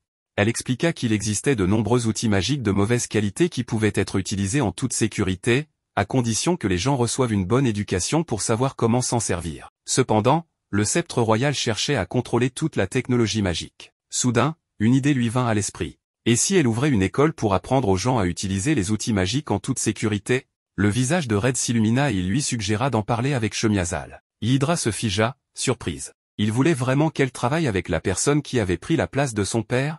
Red sourit et lui répondit que c'était justement pour cette raison qu'elle devait collaborer avec elle. S'attendait-il vraiment à ce qu'elle s'allie avec sa plus grande rivale? Red lui demanda d'y réfléchir. Shemiazal voulait préserver et réglementer la technologie magique pour éviter les abus. De son côté, Hydra souhaitait enseigner aux gens comment l'utiliser de manière responsable, afin qu'ils ne soient plus dépendants de l'élite pour la contrôler. Si elles unissaient leurs forces, cela pourrait mener à un avenir encore plus extraordinaire que tout ce qu'Hydra avait pu imaginer. Hydra hésita un instant avant de lui demander s'il croyait réellement que c'était possible. Red hocha la tête avec assurance. Si elle parvenait à créer des liens, même avec ses ennemis, pour un bien plus grand, elle construirait un avenir bien plus incroyable que tout ce qu'elle avait jamais rêvé. Il ajouta qu'elle n'avait pas à s'inquiéter, car il serait à ses côtés à chaque étape pour l'aider à bâtir les alliances nécessaires à la réalisation de son rêve. Pendant qu'elle prend une bonne douche, la mage n'arrive pas à comprendre comment fonctionne exactement le métal de mana. Cela dit, ce métal lui rappelle beaucoup de souvenirs liés au protagoniste, car c'est grâce à lui qu'elle l'a rencontré. Soudain, elle prononce le nom Red, et immédiatement, le protagoniste apparaît devant elle, comme s'il venait de se téléporter. Cela n'a absolument aucun sens, et face à cette situation inattendue, Red panique, tombe et finit par s'évanouir sur le champ. Logi était seul sur un balcon, ses sens en alerte. Il avait senti quelqu'un approcher et s'était instinctivement préparé à attaquer. Lorsque la silhouette s'avança, il reconnut Red et fronça les sourcils, exprimant clairement son agacement. Red afficha un sourire et déclara qu'il venait le remercier pour l'avoir sauvé plus tôt. Il expliqua qu'il n'avait pas eu l'occasion de le faire avant. Logi croisa les bras et détourna le regard, répondant que ce n'était qu'un simple caprice. Red rit légèrement, soulignant que cela ne changeait rien au fait qu'il lui avait sauvé la vie. Après un court silence, Red observa Logi et lui fit remarquer qu'il était seul. Logi, les yeux fixés sur le ciel, expliqua qu'il réfléchissait à l'espace.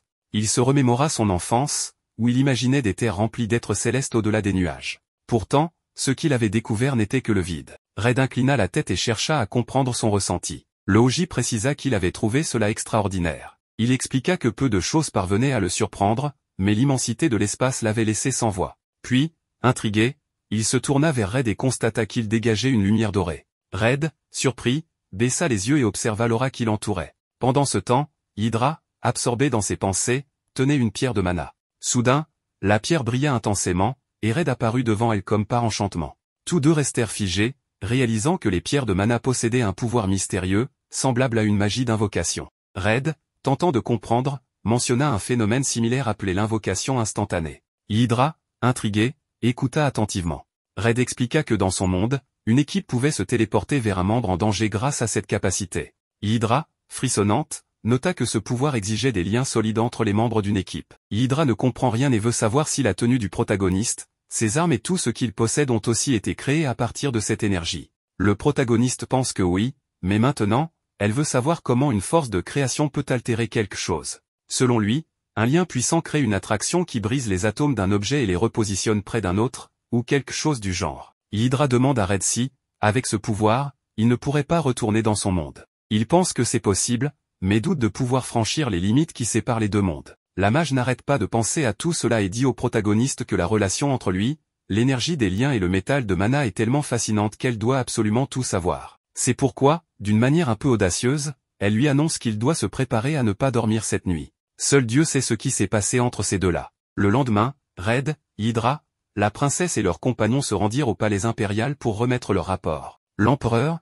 assis sur son trône, écouta attentivement leur récit concernant les graines de mana et le roi démon. À ses côtés se tenaient le premier prince et le commandant suprême des chevaliers. L'expression de l'empereur se durcit et il annonça qu'un décret impérial serait émis, ordonnant aux familles nobles de se débarrasser de toutes les graines de mana en leur possession. La princesse avança et exprima ses doutes. Elle affirma que les familles nobles ne renonceraient pas facilement à ces graines et souligna que le sort privilégié était le seul moyen de les retirer sans tuer la personne infectée. Elle expliqua que ces graines s'enracinaient profondément dans le corps, rendant leur extraction extrêmement dangereuse. Elle demanda donc l'autorisation de poursuivre son voyage pour purifier ces graines. L'empereur, après réflexion, approuva sa demande et lui recommanda d'être prudente. La princesse, soulagée, le remercia et s'inclina respectueusement. En quittant la salle d'audience, Red commenta que l'empereur semblait être un homme bien. Hydra répondit avec un soupir, affirmant que les personnes qui l'entouraient ne l'étaient pas. Le premier prince, qui était resté silencieux jusque-là, prit enfin la parole. Il exprima ses réticences à se débarrasser d'un artefact aussi précieux que les graines de mana. L'empereur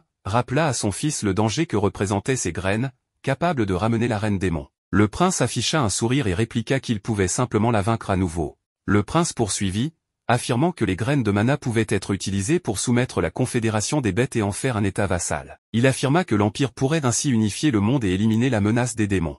La princesse rétorqua fermement que les démons savaient manipuler le pouvoir des graines de mana et qu'il serait imprudent d'introduire une telle énergie dans les forces militaires. Le premier prince ne se laissa pas déstabiliser et se tourna vers Shemiazal. Il lui demanda si les graines pouvaient être modifiées pour empêcher leur contrôle par les démons. Shemiazal confirma qu'elle ne permettrait leur utilisation qu'à condition de trouver un moyen de neutraliser les risques. Hydra, surprise, ne s'attendait pas à ce que Shemiazal soutienne le plan du prince. Le premier prince se tourna alors vers l'empereur et insista sur l'opportunité stratégique que représentaient ces graines. L'empereur, après un moment de réflexion, annonça sa décision. Toutes les graines de mana seraient confisquées à travers le royaume, et cette mission serait supervisée par Shemiazal et le premier prince.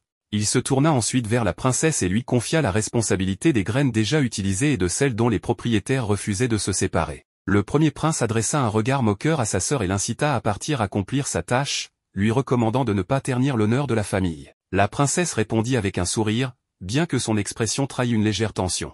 Elle assura à son frère qu'elle n'agirait en rien contre les intérêts de leur famille. Le premier prince l'observa attentivement. Il se remémora l'époque où elle n'était qu'une jeune fille insouciante, ignorante des codes royaux. À présent, il voyait en elle une femme posée et réfléchie. Soudain, il la questionna sur ses intentions vis-à-vis d'Altéo. La princesse se figea et répondit aussitôt qu'elle ne pourrait jamais remplacer leur frère. Plus tard, Hydra s'approcha de Shemiazal et lui demanda calmement si elle comptait réellement utiliser les graines de mana à des fins militaires. Shemiazal soupira et expliqua qu'en tant que sceptre royal, elle ne pouvait pas s'opposer directement à la famille impériale. Elle précisa qu'elle se contentait de suivre les ordres et que son seul objectif était d'assurer un contrôle total sur ces graines afin d'éviter qu'elles ne deviennent une menace. Hydra, toujours méfiante, lui tendit un document contenant une proposition de réforme du système de certification du royaume. Shemiazal parcourut les pages sans laisser transparaître d'émotion particulière. Hydra expliqua qu'elle avait pris conscience qu'elle ne pouvait pas changer le monde seule. Elle reconnut que de nombreuses personnes avaient souffert à cause des outils magiques non réglementés.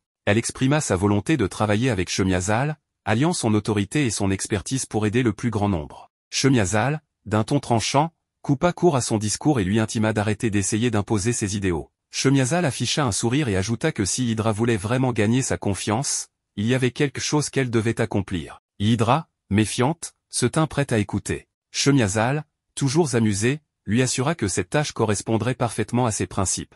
Le groupe traverse le désert en direction de la forêt du soleil, où vivent les elfes ancestraux. Cependant, ces derniers semblent s'être disputés avec les habitants des colonies voisines. Le protagoniste est intrigué par le terme elfes ancestraux, et Hydra lui explique qu'il pourrait en savoir plus sur le héros d'il y a 1000 ans. Cependant, leur véritable objectif est d'enquêter sur un elfe utilisant un pouvoir étrange, afin de déterminer s'il s'agit d'une graine de mana. À leur arrivée, le protagoniste est surpris de découvrir une forêt remplie de cactus. Hydra explique que la région était autrefois plus riche et possédait une flore variée, mais la reine démon l'a transformée en désert après avoir été offensée par ses habitants il y a plus de 1000 ans.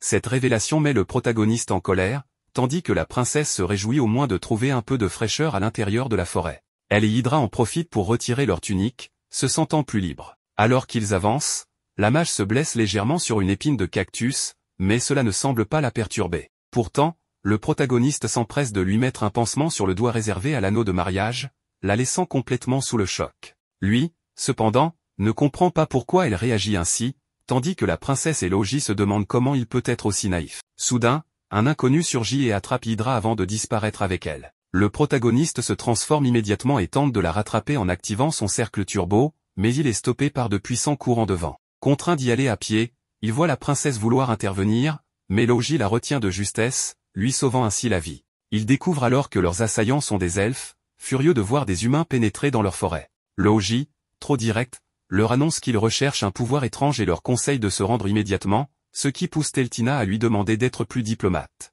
L'elfe en chef sait déjà qu'ils sont venus pour Amen et, sans hésitation, lance une attaque. Ce geste met Logi hors de lui. Il dégaine son épée sacrée, fait voler plusieurs elfes et exige qu'on lui donne plus d'informations sur Amen. Une autre elfe intervient, furieuse qu'ils aient osé venir, affichant une haine évidente envers les humains. Logi se met immédiatement en position de défense devant la princesse, prêt à réagir. Cet elfe, nommé Rania, sort alors un artefact mystérieux qui parle et lui confère un pouvoir étrange. Elle se transforme en une créature rappelant le pouvoir du protagoniste. Pendant ce temps, le protagoniste poursuit le ravisseur de Hydra, mais celui-ci est extrêmement rapide. À ce rythme, il risque de le perdre de vue. La mage propose alors d'utiliser une technique récemment développée, le transport Kizuna d'urgence. Grâce à cette invention combinée au métal de mana, le protagoniste parvient non seulement à rattraper l'ennemi, mais aussi à l'immobiliser immédiatement. Le ravisseur, abasourdi, jure que leur groupe ne mettra jamais la main sur la forêt ni sur le pouvoir d'Amen. Rania, de son côté, révèle que son corps est le réceptacle de Dieu, le gardien de la forêt du soleil. La princesse commence à penser que ce pouvoir est similaire à celui du protagoniste, mais Logi trouve cela incohérent, puisqu'ils étaient censés chercher une graine de mana. Rania s'offusque de cette comparaison, affirmant que son Amen sacré n'a rien à voir avec un pouvoir corrompu. Déterminée à les éliminer, elle leur annonce qu'elle a reçu ce pouvoir du guerrier venu d'un autre monde, celui-là même qui combattit aux côtés du héros d'il y a 1000 ans. Ce guerrier leur conféra une force divine pour protéger leur forêt. Cette révélation confirme que son pouvoir est bel et bien similaire à celui du protagoniste. Teltina tente alors de lui expliquer qu'il ne cherche pas à voler son pouvoir, mais seulement à rassembler les graines de mana. Rania, inflexible, leur reproche d'avoir osé pénétrer dans la forêt et les condamne à disparaître. Logi, intriguée, lui demande si elle possède un golem géant, mais elle ne comprend pas la question. Il en déduit qu'elle n'est pas aussi puissante que le protagoniste et utilise son épée pour tenter d'absorber son mana. Rania riposte en adoptant une nouvelle forme, inspirée d'un scarabée géant. Cette transformation leur rappelle étrangement celle de Red. Grâce à son nouveau pouvoir, elle crée une boule de feu qu'elle lance sur Logi et la princesse. Logi décide alors d'activer une autre forme de son épée sacrée, contrant ainsi l'alternative de l'ennemi. Le problème, c'est que maintenant qu'ils tentent de s'échapper, l'elfe active une autre forme pour les poursuivre. Et comme si cela ne suffisait pas, elle dispose aussi de missiles téléguidés. Logi active alors la troisième forme de son arme pour les faire exploser au loin.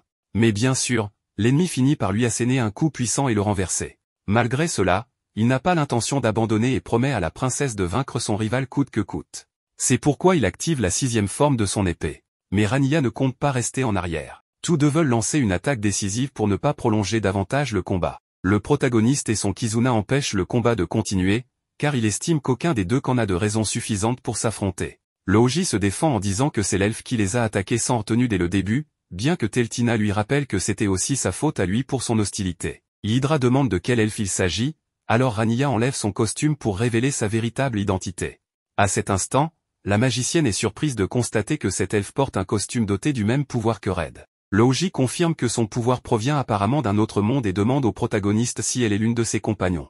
L'elfe est choqué, car apparemment, une prophétie parle d'un légendaire guerrier rouge. Aussitôt, tout le monde s'incline devant lui, s'excusant pour leur mauvais comportement et acceptant même n'importe quelle punition qu'il pourrait leur infliger, du moment qu'il accepte d'être celui qui sauvera la forêt.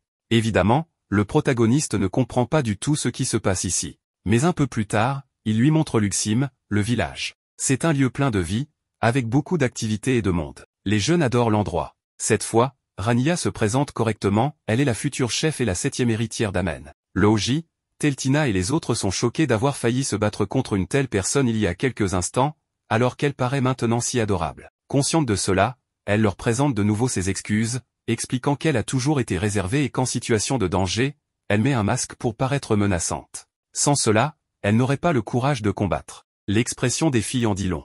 En entrant dans ce lieu, l'elfe souhaite leur parler du village et de la prophétie. Rapidement, Ils aperçoivent une lumière, il s'agit littéralement de la copie de Red, entourée d'une inscription en ancien elfique, laissée par le prophète du groupe du héros.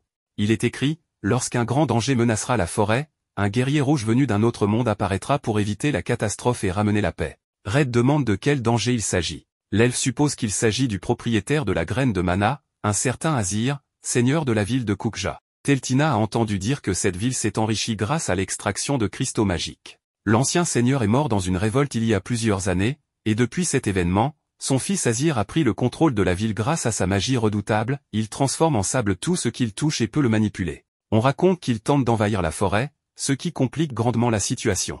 La relation entre la ville et la forêt était autrefois bonne, malgré leurs différences, mais ce tyran a tout gâché. Rania a essayé de l'affronter, mais n'a réussi qu'à le ralentir temporairement. En plein désert, cet homme est bien trop puissant.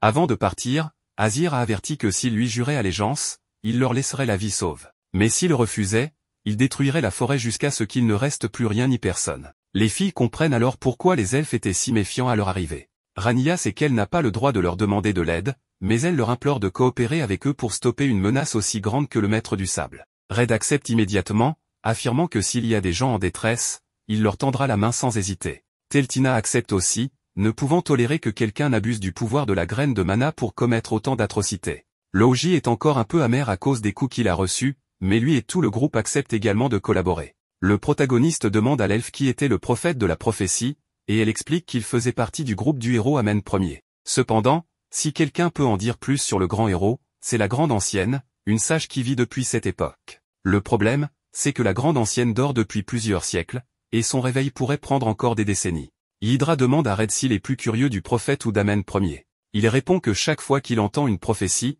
une personne bien précise lui vient en tête. Pendant ce temps, aux abords de la forêt, un groupe d'individus porteurs de graines de mana se prépare avec impatience. L'heure de la chasse aux elfes a sonné. Dans la scène suivante, une fille posa un seau sur le rocher pour pouvoir le porter, ce qui étonna Logi, Hydra et la princesse. Hydra trouva ce seau incroyable, car il l'aida à soulever le rocher. L'autre fille, qui utilisait un arc, évoqua un autre seau qui leur permettait d'atteindre de petites cibles en mouvement avec leurs flèches. Puis, la fille qui portait le rocher expliqua qu'elle possédait aussi un seau explosif utilisé pour faire sauter les obstacles. Red rejoignit Rania et lui fit comprendre qu'il pensait que tout le monde était maintenant d'accord. Surprise de le voir, elle reconnut le légendaire guerrier rouge. Il lui répondit qu'il s'agissait d'un titre exagéré et lui demanda simplement de l'appeler Red. Il l'interrogea sur les raisons qui la poussaient à observer de loin et si elle se sentait seule. Rania admit que c'était le cas et parla d'une personne avec qui elle était proche. Red supposa qu'elle faisait allusion à Azir. Rania s'étonna qu'il le sache. Il expliqua qu'il avait perçu une profonde tristesse en elle, lorsque les autres fées parlaient de lui. Il chercha à savoir s'ils étaient proches. Rania confirma en racontant qu'elle avait visité Kukja avec ses parents et avait beaucoup échangé avec lui. Se remémorant ses souvenirs, elle évoqua leur lien étroit, même s'il était imprudent. Ils partageaient leurs inquiétudes et se soutenaient, se préparant à devenir des dirigeants. Toutefois, dans le présent, elle déclara qu'il était désormais un grand ennemi de la forêt. Furieuse, elle affirma que lors de leur prochaine rencontre, elle ne lui accorderait aucune pitié et le vaincrait en tant que gardienne de la forêt. Red lui répondit qu'après cela, ils se réconcilieraient. Rania protesta, affirmant que leur amitié ne pourrait jamais redevenir comme avant. Red lui raconta alors son passé. Il avait combattu un ami proche et, après avoir épuisé toutes leurs forces, ils avaient fini par nouer un lien encore plus fort. Il expliqua que les relations pouvaient évoluer et se reconstruire sous une autre forme. Rania, intriguée, se demanda si cela était vraiment possible. Red confirma et lui expliqua que lorsqu'ils auraient vaincu Azir, ils décideraient ensemble de son sort. Rania trouva son discours étrange, le jugeant naïf mais réconfortant. Elle lui demanda alors de lui raconter davantage son histoire. Pendant ce temps, Hydra expliquait à l'une des fées qu'elle avait appris beaucoup de choses et compris que les sceaux étaient essentiels à leur mode de vie. La princesse ajouta que leur mode de vie ressemblait à celui d'Hydra. Hydra chercha Red du regard, et Logi lui indiqua sa position. Red poursuivit son récit auprès de Rania. Mais en voyant la proximité entre ces deux-là, Hydra ressent des envies de meurtre. Il lui confia que son père était mort lorsqu'il était jeune. Plus tard, un homme du nom de Shindo, ami de son père, lui proposa de venir vivre chez lui. Lorsqu'il arriva, Shindo lui présenta ses enfants et lui expliqua que son fils Kiyohiro avait le même âge que lui, espérant qu'ils deviendraient amis. Il lui assura qu'il pouvait considérer cette maison comme la sienne, car ils étaient désormais sa nouvelle famille. Red, bouleversé, pleura en expliquant qu'il venait de perdre ses parents et qu'il lui était difficile d'accepter si rapidement que quelqu'un prenne leur place. Shindo planta alors un petit arbre dans la cour. Son fils, Kiyohiro, s'interrogea sur cette action. Shindo lui expliqua qu'il avait planté cet arbre pour marquer l'arrivée de Red et qu'ils grandiraient ensemble. Kiyohiro dit alors à Red qu'il ne devait pas se presser de les considérer comme sa famille, mais qu'il pouvait accepter son amitié sincère. Il lui tendit la main et Red la serra. Après cela, Red et Kiyohiro devinrent très proches. Kiyohiro le protégeait des ennuis à l'école, surtout après son transfert. Une fois, il avait été exposé au feu et une autre fois, fouetté, mais Kiyohiro l'avait toujours défendu. Lorsqu'il fut battu par 2 garçons parce qu'il était un nouvel élève, Kiyohiro intervint et les menaça d'aller voir leur professeur. Revenant au présent, Red trouvait cela merveilleux. Raniya trouva son récit étrange et lui demanda si Kiyohiro s'était déjà battu. Red lui expliqua que Kiyohiro détestait la violence. Hydra, voyant Red discuter avec Raniya, ressentit une grande colère. La princesse tenta de la calmer. Le Hoji plaisanta en disant à la princesse que c'était une maladie affectant ses yeux et qu'il valait mieux éviter de s'approcher d'elle. La princesse répondit que ce n'était pas une maladie, mais plutôt des affaires de filles. Red continua son histoire, expliquant que Kiyohiro était très intelligent à l'école. Lorsqu'ils participèrent à une pièce de théâtre, Red joua un arbre tandis que Kiyohiro interprétait le rôle du prince. Ils eurent quelques conflits mineurs, notamment quand Red mangeait la nourriture de Kiyohiro ou restait trop longtemps dans la salle de bain. Malgré cela, ils étaient inséparables et travaillaient souvent ensemble sur leurs devoirs. Puis, il lui dit que l'arbre avait grandi et qu'il était lui aussi devenu lycéen, entrant dans le même établissement que Kiyohiro. Leur lien s'était renforcé, et ensemble, ils remportèrent des compétitions. Kiyohiro lui souriait toujours et l'encourageait. Voulant l'aider à son tour, il le soutint lorsqu'il se présenta au conseil des élèves et incita les autres étudiants à voter pour lui, jusqu'à ce qu'il remporte l'élection. Puis, il revint au présent et leur annonça qu'un terrible événement s'était produit. Raniya lui demanda ce qui s'était passé, et la princesse lui demanda de terminer rapidement. La princesse se tourna vers Hydra, qui arriva rapidement en disant qu'elle était impatiente d'en entendre plus. Red leur raconta que lorsqu'ils étaient à l'école, un énorme monstre était apparu. À ce moment-là, il s'était transformé en super-héros et avait frappé le monstre, le détruisant complètement. Ensuite, Kiyohiro avait participé à une compétition de piano, et Red l'avait encouragé. À ce moment-là, il avait remporté la compétition et ils étaient allés le féliciter, mais Red n'était pas avec eux. Il était arrivé en retard, mais avait perdu connaissance en revenant d'un grand combat. Red s'était réveillé plus tard, et Shindo lui avait demandé ce qui lui était arrivé. Red lui avait répondu qu'il était épuisé à cause de l'entraînement de football, mais que tout allait bien maintenant. Il leur expliqua ensuite qu'il voulait célébrer la victoire de Kiyohiro. Mais Shindo lui répondit qu'il devait d'abord prendre soin de sa santé. Puis, Red leur révéla qu'après cela, l'arbre qui le liait à cette famille avait commencé à se flétrir. Un jour, les gens vivaient en harmonie, se respectant les uns les autres. Mais un gigantesque monstre apparut et répandit un poison dans l'air, semant la discorde parmi eux. Red arriva rapidement et fit face au monstre, lui demandant qui il était. La créature se présenta comme Solidaire Killer, et qu'il était responsable du mal et de la haine qui rongeaient les relations humaines. Il invoqua ensuite une armée de petits monstres qui encerclèrent Red. Red appela alors ses amis héroïques à l'aide. Ensemble, ils se transformèrent en guerriers et engagèrent le combat. Red élimina plusieurs monstres avec son arme spéciale. Le héros bleu attaqua avec son épée, le héros vert utilisa des pouvoirs liés à la terre, le héros rose et le héros jaune contribuèrent à repousser l'ennemi avec leurs propres attaques. Le monstre principal tenta d'attaquer Red, mais celui-ci esquiva habilement. Après plusieurs échanges de coups, le monstre asséna une frappe puissante, à laquelle Red répondit par un coup tout aussi violent. L'impact provoqua une explosion, laissant Red épuisé. À ce moment-là, Kiyohiro fit son apparition. Red, surpris, remarqua qu'il était blessé. Kiyohiro refusa tout soin, expliquant que sa souffrance nourrissait sa haine. Sous les yeux stupéfaits de Red, Kiyohiro se transforma en monstre. Un autre être maléfique surgit d'un portail et se présenta sous le nom de Traizoni. Red lui demanda ce qu'il avait fait à Kiyohiro. Traizoni déclara qu'il l'avait remodelé grâce à la ceinture du néant, faisant de lui le destructeur des liens. Soudain, Kiyohiro attaqua Red, qui esquiva en lui ordonnant d'arrêter. Kiyohiro répondit qu'il agissait de son plein gré, reprochant à Red d'avoir toujours été un obstacle. Il affirma que son père avait toujours préféré Red à lui et que même sa sœur lui accordait plus d'attention. Kiyohiro s'approcha et déclara que leur amitié était terminée. Red refusa cette idée, insistant sur le lien qui les unissait. Kiyohiro, cependant, attaqua violemment et repoussa Red, le forçant à reprendre sa forme normale. Traizoni lança alors un dispositif de transformation à Red, lui imposant la même malédiction que Kiyohiro. Transformé en monstre, Red sembla un instant céder, mais il attrapa la main de Kiyohiro et déclara qu'ils n'étaient pas des monstres, mais des amis proches. À la stupeur de Traizoni, Red brisa la malédiction. Il se remémora leur première rencontre et frappa Kiyohiro, affirmant qu'il était une personne attachée aux liens plus que quiconque. Traizoni se moqua, expliquant que la force des liens humains générait aussi de la négativité. Un portail s'ouvrit, projetant un rayon sur Kiyohiro, le transformant en monstre géant. Kiyohiro attaqua la ville avec des rayons destructeurs, forçant Red et ses amis à unir leurs forces. Ensemble, ils fusionnèrent leur énergie pour créer une entité géante et affrontèrent Kiyohiro.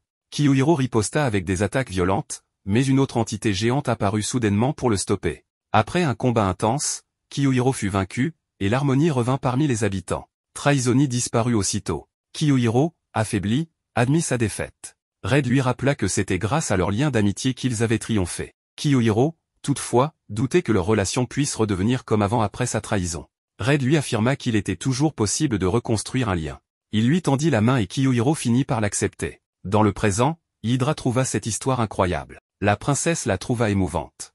Red ajouta que Kiyohiro avait rechuté 13 fois avant de finalement retrouver son véritable moi. Soudain, une feuille de papier tomba sur la princesse et l'enferma à l'intérieur. Hydra fut piégé de la même manière. De nombreux papiers tombèrent, emprisonnant plusieurs personnes, laissant Red et Rania sous le choc.